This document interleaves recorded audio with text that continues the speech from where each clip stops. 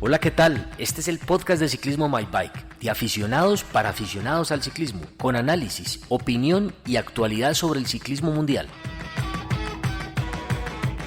¿Quieres participar con tu opinión? Escríbenos a podcast@mybike.com.co o envíanos tus audios a través de nuestras redes sociales. Y recuerda, My Bike es la comunidad número 1 para los aficionados al ciclismo en Colombia y Latinoamérica. Estos son los temas de hoy.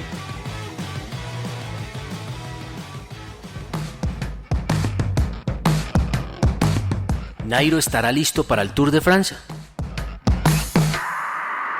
Resultados del Critérium Dauphiné y avances de la Vuelta a Suiza. Nuevos talentos en downhill. Producto invitado, las bicis del Tour, parte 1.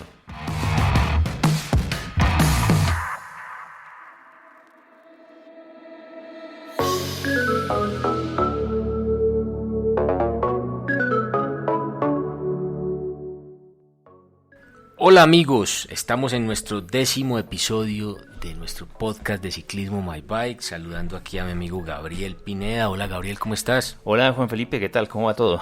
Todo muy bien, aquí de nuevo en nuestro estudio. La vez pasada estuvimos pues a control remoto, como dicen. Sí, claro, esa es distancia. La versatilidad del formato, ¿no? Esa es la versatilidad del formato. Esta vez sí estamos en tu estudio de grabación.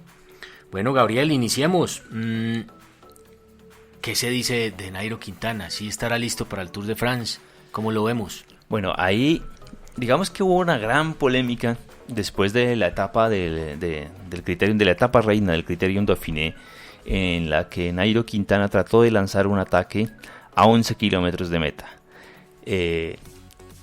11 kilómetros de meta y el puerto en un final en alto. Lanza el ataque dura algunos kilómetros, logra sacar 30 segundos, 40 segundos y después se viene abajo. El grupo de favoritos de esa carrera lo alcanza y al final, en los 5 kilómetros finales, termina cediendo tiempo y entrando 40 segundos después, de manera que termina perdiendo más o menos 1 minuto y medio. Ahorita le confirmo las cifras concretas de tiempo, pero la cuestión es que terminó perdiendo tiempo al final contra los favoritos. O sea, claramente Gabriel estaban haciendo ahí una prueba, un laboratorio de algo que se pueda presentar en el Tour. Es que allá es a donde yo voy. Lo han criticado mucho por haber cedido tiempo al final y a las críticas en redes sociales han sido duras, tanto que llegan a decir que le quedó grande ser grande. Ahorita analizamos eso. Ahí estamos pintados. Sí, porque digamos, yo no entiendo cómo un ciclista con el palmarés que tiene Nairo, que es un ciclista que ha hecho más de 6-7 podios en grandes vueltas, que ha ganado 2 grandes vueltas, que está por ganar la tercera, que ha sido el ciclista con el mejor palmarés de la historia de Colombia hasta ahora, digamos que le quede grande ser grande. Eso tampoco es así. Que no se dio el resultado, está bien, pero ¿cuál era el resultado que se esperaba? Esa es la gran pregunta, y es lo que decimos y es lo que dijimos aquí en el podcast. Al Critérium van a ir a probar. ¿Y qué estaba haciendo Nairo? Estaba probando un ataque largo.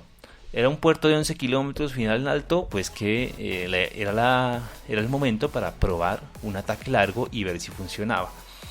Pienso yo que en ese ataque había 2 factores importantes que de pronto se tuvieron en cuenta, pero que de pronto los aficionados no hemos tenido en cuenta. Lo primero es que ese fue el día en que más llovió en una etapa de ciclismo. O sea, yo nunca he visto una lluvia de ese nivel en una etapa de ciclismo, jamás. La llegada final, al comienzo de la etapa, estaba inundada. Tuvieron que drenar para que pudiera llegar la etapa ese día. Y cuando Nairo lanzó el ataque, fue pedaleando solo o fue pedaleando con un ciclista más que se le pega, si no estoy mal. Bueno, recuerdo el nombre ahorita, si era Alaphilippe, Pinot, bueno. Pero los dos solos con un aguacero de Padre y Señor Nuestro pedaleando en fuga, yo creo que era una fuga imposible de mantener con esa lluvia, es decir... Con esa intensidad además. Sí, es decir, si eso lo hacen, cuando eso se ha presentado en el Tour de Francia y si un equipo tiene el ataque preparado y cae un aguacero de estos, generalmente prefieren evitar el ataque porque el desgaste que tiene un ciclista pedaleando solo con esos factores climáticos, pues va a ser imposible que mantenga una diferencia y que la aumente. Entonces digamos que las condiciones estaban dadas, pero venga, para Gabriel, que el ataque no fructificara. No me la baraje tanto. ¿Fue un buen resultado o un mal resultado?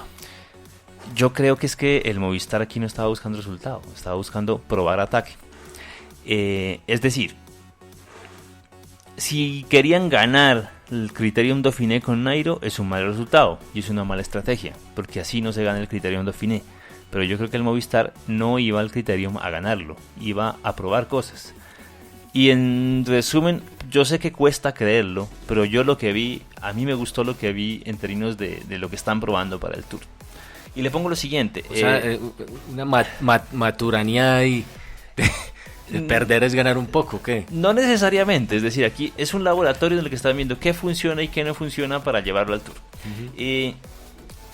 Cuesta verlo, cuesta decir está bien o está mal porque a la larga el ataque no termina fructificando y demás, pero es que lo que no estaba buscando resultado. Y ¿por qué le digo que me gustó lo que vi? Hay psicólogos que dicen que que los seres humanos no, de las 8 horas diarias nadie trabaja las 8 horas, ¿no? Que de las 8 horas diarias realmente las trabajadas son 5 o son 4 porque no somos productivos todo el tiempo. Y eso. Y usted que ha dirigido equipos de trabajo lo sabe. Y lo mismo sucede con los deportistas de alto rendimiento. Un deportista de alto rendimiento no puede estar al 100% todo el año, porque se moriría al año siguiente. El año en que Rafael Nadal estuvo al 100%, creo que después o Federer, no sé, alguno de los dos tuvo una lesión que lo sacó 2 años de las canchas. Es decir, estar al 100% todo el año cuesta. Y entonces lo que tratan de hacer los técnicos de ciclismo aquí es tratar de ir llevando al deportista poco a poco para que vaya escalando en ese nivel y esté al 100% cuando el 100% se necesita. Y en eso es donde tienen que ser muy inteligentes. Digamos, Superman López estaba al 100% en febrero, marzo. En el Giro ya no estaba tan al 100%, ya tenía un poco de desgaste. Carapaz estaba al 100% en el Giro. La idea es que Nairo esté al 100% en el Tour, y por eso el hecho de que esté como ahí un poco a las reservas, sin desgastarse mucho, llevando poco a poco, me gusta. Y además me gusta que el Movistar esté probando lo que está probando. Está probando llegar bien en las etapas planas, está probando a ver si resulta el ataque largo. Pero lo que sí concluyo yo acá, y eso sí es algo con lo que se debe tener en cuenta con mucho cuidado, es que posiblemente Nairo no esté para ataques largos. Está para ataques no de 11 kilómetros ni de 20 kilómetros, sino de 5 kilómetros. Y eso va a hacer que el Movistar tenga que plantear un tour distinto. Es decir, un tour en el que a las llegadas en alto se llega en lote y se ataca al final. Que tienen que hacer contrarrelojes perfectas, es decir, en la contrarreloj por equipos no pueden perder demasiado tiempo. En la primera semana no se pueden arriesgar a las caídas, porque si Nairo gana el Tour, y eso sí lo digo desde ahora, si Nairo lo gana va a ser con poquitos segundos, no va a ser con mucho, pero que es posible, es posible. Sin embargo, va a depender de que todo sea a la perfección, porque lo que sí nos dice esto es, digamos, no es del todo un fracaso la Criterium, porque estaban probando, porque estaban llevando a Nairo al 100% en julio, pero lo que sí va a ser clave es que tienen que hacer un tour perfecto para que lo puedan ganar, y lo ganarán por pocos segundos. ¿Listo, Gabriel? Sí. Perfecto. Entonces, así las cosas.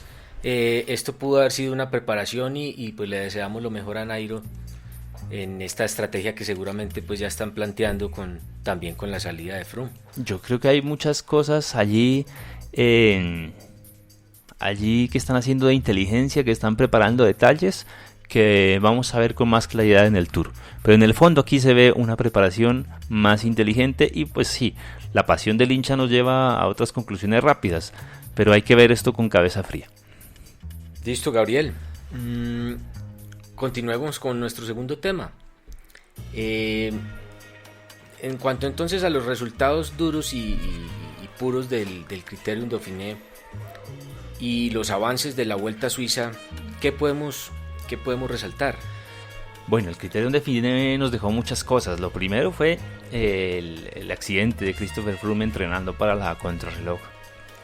Lástima de eso. Criterium, que fue una noticia pues muy triste, lamentable, que ya la dimos en el anterior podcast, pero que poco a poco ha ido tornándose cada vez más gris, ¿no? Se llegó incluso a decir que posiblemente no iba a volver a montar bicicleta.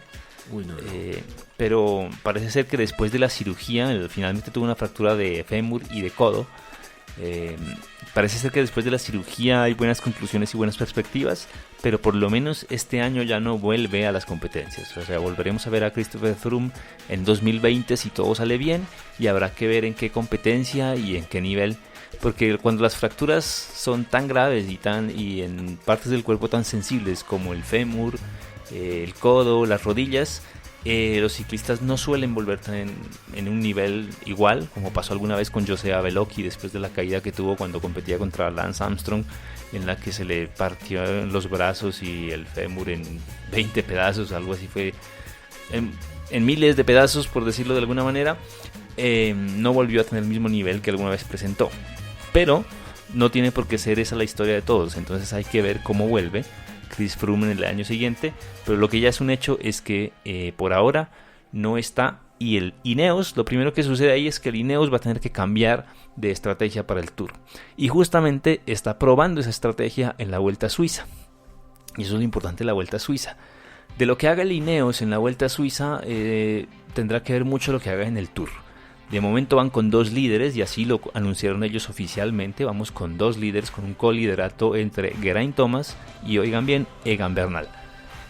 De modo que Egan Bernal puede tener chances de ir a probar el Tour. Creo que tiene condiciones para hacer algo importante, y ya hay que ver cómo la estrategia del equipo y los resultados de los primeros días le favorecen o no para eso. Yo creo que, sin temor a equivocarme, Gabriel, el mundo no se imagina el corredor que es Egan Bernal todavía. Yo creo que una parte del mundo sí se lo imagina, pero muy pocos lo han dimensionado, es verdad. Es decir, yo creo que el Ineos la tiene clara, yo creo que muchos del pelotón internacional lo tienen claro, algunos comentaristas deportivos también tenemos ahí grandes expectativas más que claridad, pero creo que viene algo importante, y hay que ver cómo se plantea el Tour, porque hay que entender también que Geraint Thomas tiene más trayectoria en el Ineos, que ganó el Tour del año pasado, y eso tiene pues tiene su peso. Pero lo que se dice siempre es verdad, y la ruta pone a cada quien en su sitio. Y este año tenemos más montaña, menos contrarreloj. Una cosa es Geraint Thomas yendo al Tour como señuelo, como el ciclista escondido que de repente todo el mundo dejó ir y no previno el ataque porque estaban cuidándose de Froome y no de Thomas. Y otra cosa es él como capitán de equipo en un puerto de montaña en el que lo van a vigilar. Entonces van a estar pendiente de él. La estrategia es distinta, y posiblemente en esas llegadas en alto, en esos ascensos, es más fuerte Bernal que Thomas, en teoría, y entonces hay que ver qué se termine decidiendo. O sea que va a estar muy interesante. Ya de entrada por ese lado va a estar muy interesante el Tour. Para cerrar el tema del criterio Dauphiné, la gana Jakob Fuglsang. Él la ganó en 2017, entonces ese mito de que quien gana el Criterium también gana el Tour no es del todo cierto. No. Fuglsang en el Tour no ha hecho nunca top 10 ni siquiera. Y aquí es importante esto, es decir, el corredor de etapas de vueltas de una sola semana es distinto al corredor de vueltas de 3 semanas. Lo que siempre hemos dicho. Y por eso tampoco había que echarle tanta leña a Nairo de que no ganaba el Criterium, porque es que no es lo mismo. Fuglsang es un ciclista que en una semana aguanta todo, en una semana es un ciclista tenaz y de mucha condición, pero a las 3 semanas no resiste. Nairo es un ciclista que sí resiste las 3 semanas. Como dato curioso, Nairo Quintana terminó en la posición 9 a 1 minuto y 24 segundos de Jakob Fuglsang, y de los favoritos al Tour que compitieron en el Criterium Dauphiné, Nairo fue el primero, porque Romain Bardet quedó 10º a 1 minuto 38 segundos y Richie Porte quedó 11 a 1 minuto y 44 segundos. Y si vemos allá, si queremos ver a Warren Barguil, aunque Warren Barguil yo casi nunca lo pongo entre favoritos al Tour, pero pues él sí se pone ahí, Warren Barguil terminó en la posición 13 a 5 minutos 28 segundos. Es decir, que si vemos lo que estaban haciendo aquí los equipos que van a pelear el Tour, no se están desesperando por el Criterium Dauphiné. Hay 2 tipos de equipos en estas vueltas, unos que van a ganarlas, otros que van a prepararse, y aquí sí queda clarísimo quiénes son los que van a prepararse para el Tour. Podemos de pronto ubicar en esa lista a Thibaut Pinot, que terminó quinto a 33 segundos, porque Thibaut Pinot del Groupama o France DG, el equipo, siempre se le ha puesto esa responsabilidad de que debería ser uno de los franceses que pelee el Tour, pero la verdad es que nunca le ha salido bien, y desde el año anterior y ahora está como buscando otro tipo de resultados. Posiblemente él no vaya por el Tour, vaya tal vez por la clasificación de la montaña, o vaya a ganar alguna etapa la etapa reina específica, pero no del todo por la clasificación general. Así que ahí nos quedan esas lecciones. El segundo del Criterium Dauphiné fue TJ Van Garderen, que lo máximo que ha hecho es top 10 en el Tour, 10º. No es un ciclista que resista las 3 semanas, de hecho por eso en el Education First el líder ya es Rigoberto Urán, no sigue siendo TJ Van Garderen. Y Emmanuel Buchmann, con este sí hay que tener cuidado, porque es un ciclista alemán, joven, que empezamos a ver el año pasado y que poco a poco ha ido viniendo a más. Pero yo creería que el año más de madurez de Buchmann no es este, sino el que viene. Y que este año, si va al Tour, porque puede ir, lo que pasa es que es del mismo equipo de Sagan, y entonces salir con Sagan, pues el equipo se concentra en otro tipo de etapas. Pero si van los dos, Buchmann puede tener una buena preparación, puede de pronto meterse en el top 10, y habrá que ver si ya lo pueden ir madurando para el próximo año. ¿Y tiene características de un corredor como Sagan, o cuáles son las características que lo destacan? No, de hecho Sagan es un sprinter, ¿no? Y Emmanuel Buchmann es un ciclista más escalador, es un joven más resistente. Una buena combinación, entonces. Si pudiéramos equipararlo con algo digamos, como para entendernos en términos latinos, sería más parecido a Rigoberto Urán. O sea, no es un escalador tan potente, de tanta explosividad como Superman López, pero sí es un ciclista un poco más promedio que hace buenos ascensos. Como alemán es buen contrarrelojero y entonces no cede mucho tiempo en el plano. Más parecido a Tom Dumoulin, ¿sabe? Puede ser. O más parecido, porque es que a mí me parece que Tom Dumoulin en los puertos de montaña le cuesta mucho más. No sé si es de pronto más parecido a un Vincenzo Nibali, salvadas las proporciones, porque estamos hablando de una leyenda del ciclismo contra un joven que está arrancando. Iniciando. Pero ese respaldo de ser alemán, equipo alemán, también trae su legado, trae su presión. No es lo mismo ser un líder de equipo, no es lo mismo ser un ciclista colombiano liderando un equipo español, que ser un ciclista alemán liderando un equipo alemán. Eso también pesa, y eso hay que tenerlo en cuenta, y muchas veces se nos olvida, ¿no? Así es, Gabriel, así es.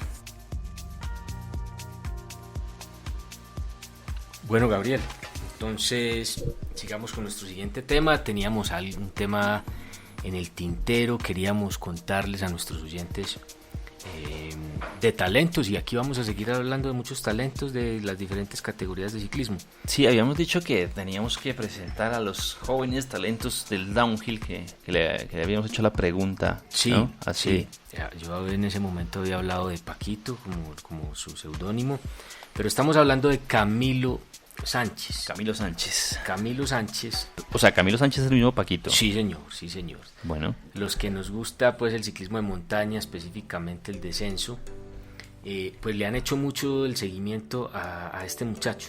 Camilo Sánchez es un muchacho de Manizales, pues imagínese el entrenamiento que pudo haber tenido desde pequeño.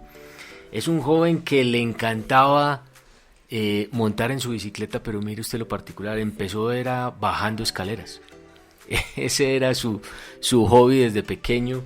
Su papá, César Augusto Sánchez, que lo veía madrugar los fines de semana. ¿Pero bajar escaleras en bicicleta o...? En bicicleta. Ah, ok. Sí, en bicicleta, imagine las bicicletas que pudo haber dañado en esa época. Sus padres a muy corta edad le compraron pues una bicicleta, o usó una bicicleta de su mamá, que tenían en la casa, y desde los 11 años le vieron ese ahínco, esa fortaleza y ese disfrute de bajar una bicicleta por escaleras. Pero es que en esa época la gente todavía no entendía que era el ciclismo, el downhill urbano, que era el downhill, era el downhill inclusive. El downhill urbano es un concepto nuevo, de hecho básicamente se lo inventan ustedes en Manizales, ¿no? Es muy nuevo, hay muchas cosas, pues viene también en Chile, se viene haciendo muchas cosas, y en otras partes del mundo, en down malls también, en centros comerciales se hacen eventos de estos, muy alineados pues con marcas de deportes extremos, de bebidas energizantes y todo esto. Pero bueno, le cuento que Camilo a los 11 años ya él mismo hacía sus propias rampas y disfrutaba ahí al lado de Manizales, en Villa María, del bosque popular y del barrio en sí. Bueno, Villa María es un municipio, pues ahí continúa Manizales. Entiendo. Y ahí empezó el hombre, metido en el tema del downhill. Él cuenta que su primera suspensión ahorrando desde 10,000 pesos empezó a recoger plata y le metió a una primera bicicleta que tenía de cross una suspensión que se veía muy rara, pero con esa suspensión empezó a entender cómo era que en las escaleras o en los descensos esa suspensión le ayudaba a hacer a rendirle más en el descenso.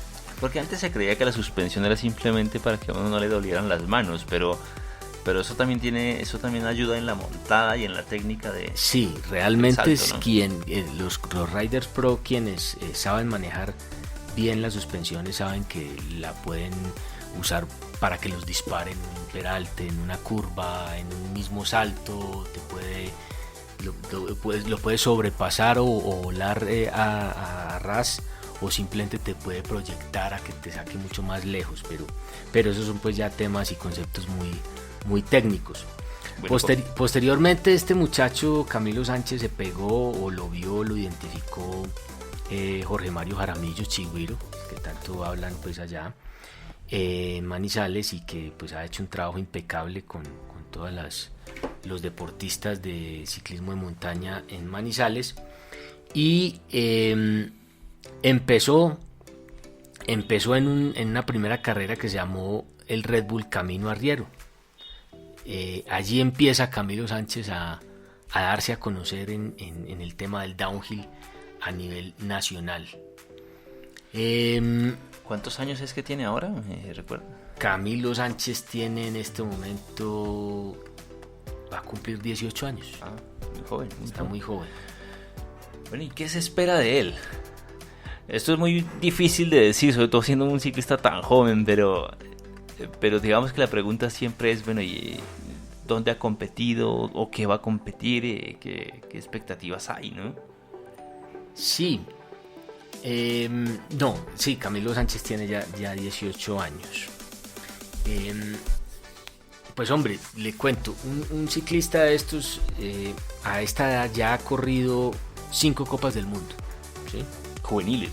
Sí, claro. La categoría juvenil. Ya ha corrido 5 Copas del Mundo. Este año no lo hemos visto correr en Copas del Mundo. Parece que la estrategia de los que lideran pues su carrera y su desempeño lo tienen corriendo en muchos downhill urbanos.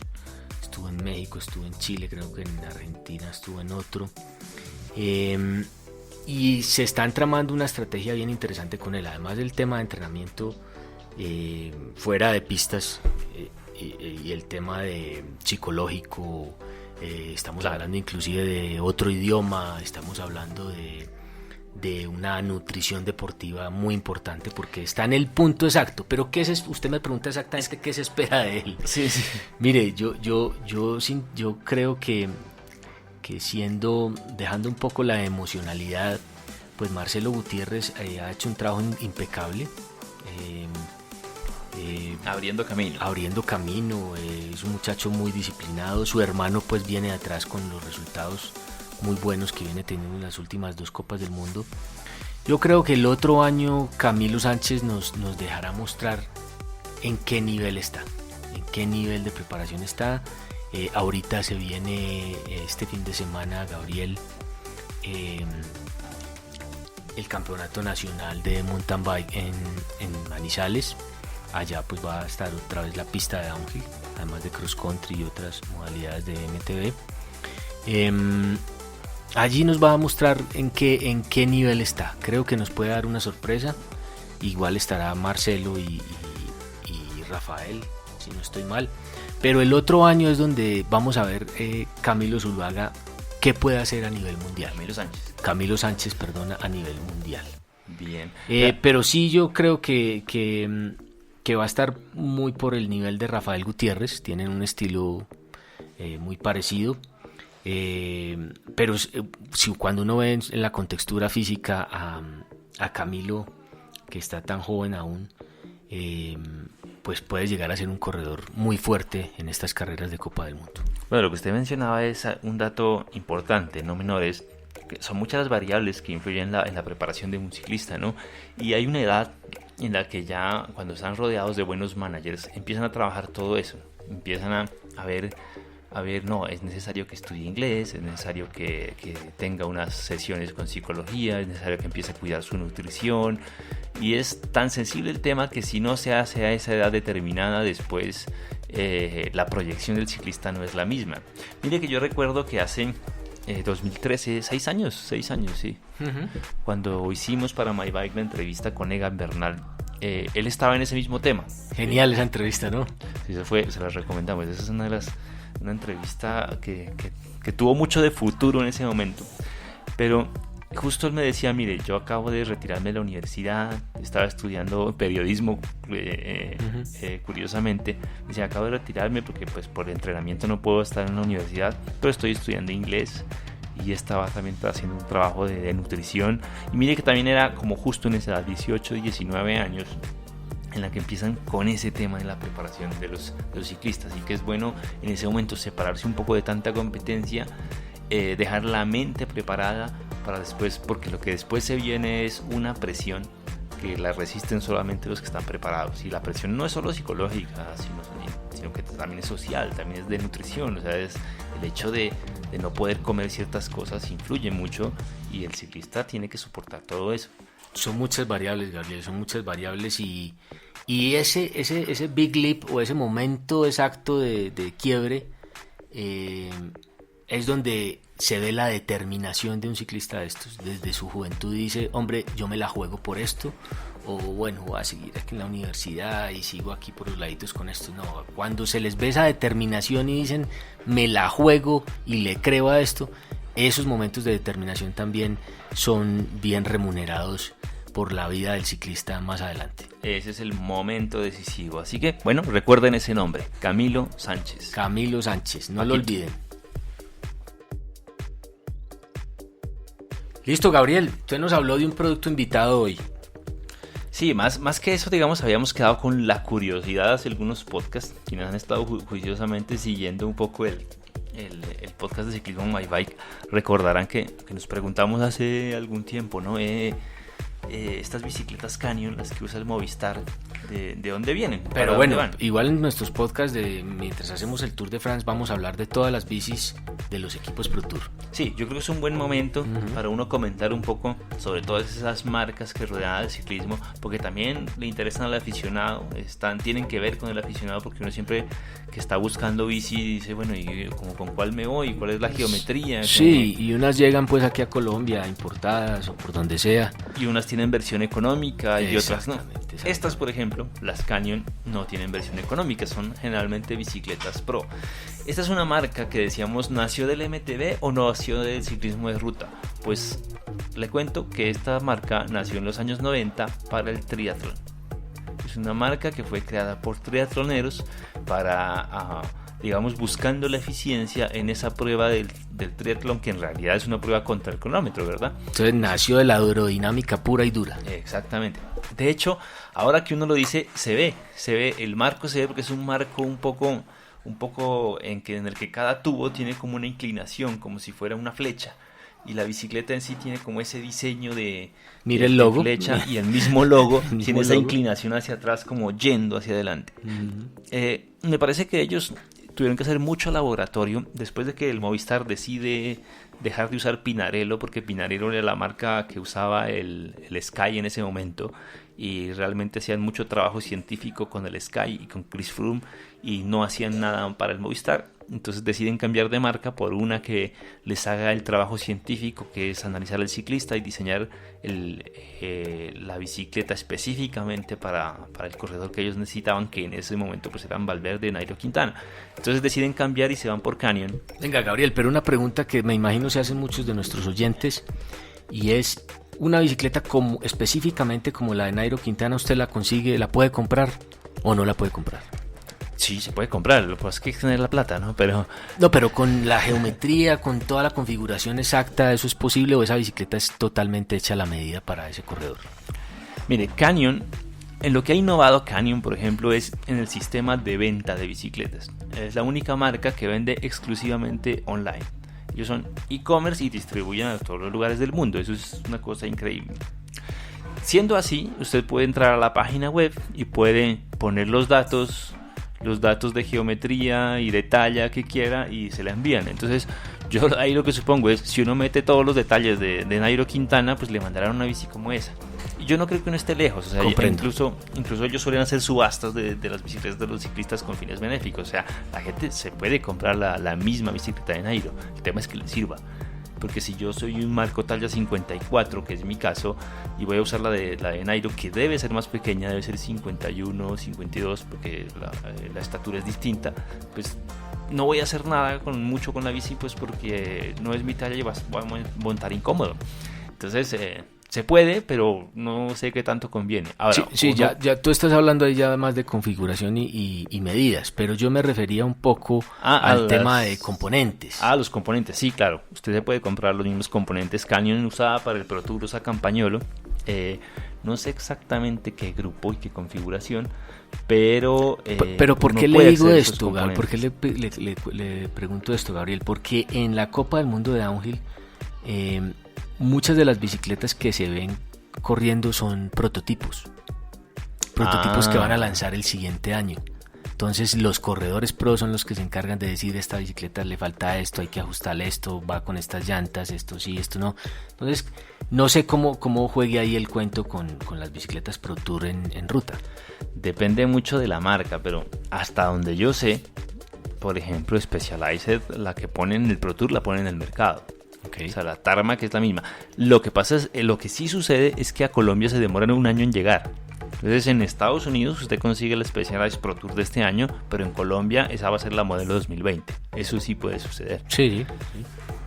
Entonces, claro, dependiendo del país hay un poco de diferencia, pero hasta donde sé, digamos, en el Pro Tour, las Canyon sí ponen a disposición del consumidor esas bicicletas. Están en 4.600 euros. Que es, digamos, es un poco... pero esa es la tope, esa es la tope con la que van a correr. Esa es con la que van a correr y ya los componentes pues habría que verlos. Bueno, le decía que esta bicicleta ha hecho escuela de ciclismo de ruta desde que se vincula con el Movistar y posiblemente han estado poco a poco trabajando cuál es el mejor modelo de bici para que les sirve para escaladores y para ganar un Pro Tour, y yo creería que están llegando a... Porque les soy sincero, los primeros años en que yo veía las bicicletas Canyon sentía que la geometría no era buena para el escalador. Alguna vez yo le preguntaba a un experto en diseñar bicicletas, yo veo a Nairo como incómodo, y claro, él me decía, pues en el Pro Tour nadie va a ir montando cómodo, pero yo creo que algo había en la geometría ahí que no favorecía del todo, y ahora que las vi en el Giro de Italia con Carapaz, me pareció que la bici tiene algo en el diseño. Y hay que ser muy experto para saber específicamente qué es, en dónde corrieron 1 milímetro y en dónde se dieron 1 milímetro, pero me parece que a vista de corredor aficionado, me parece que este año tienen un diseño que es un poco más favorable al ciclista escalador. Vamos a ver, yo sé que estoy como muy ilusionado con el Tour de este año, pero me parece que hay algo ahí, no sé. Y es un diseño, sigue siendo ese diseño de punta de flecha en el marco, pero que este año parece ser un poco más aerodinámico, un poco más diseñado para explotar al corredor. Y ahí la tienen. Esa es la historia de las bicicletas Canyon. Perfecto, ¿no? En nuestro siguiente podcast hablaremos de otra marca y la idea es pues tener un panorama más amplio de todas las bicis que hay a nivel Pro Tour. Bueno, Gabriel, escríbanos a podcast@mybike.com.co o a través de nuestras redes sociales. Coméntenos cuál creen que es la etapa reina del Tour de este año, cuál es la bicicleta favorita de ustedes y van a participar. Vamos a elegir los mensajes más creativos, los vamos a leer aquí. Estamos esperando que lleguen más mensajes para ver quién se lleva las llantas Specialized de ciclismo de ruta. Bueno, Gabriel, muchas gracias, oyentes, ustedes que nos acompañan cada semana y escuchan nuestro podcast. Nos vemos en nuestro siguiente episodio. Bueno, ahí los esperamos.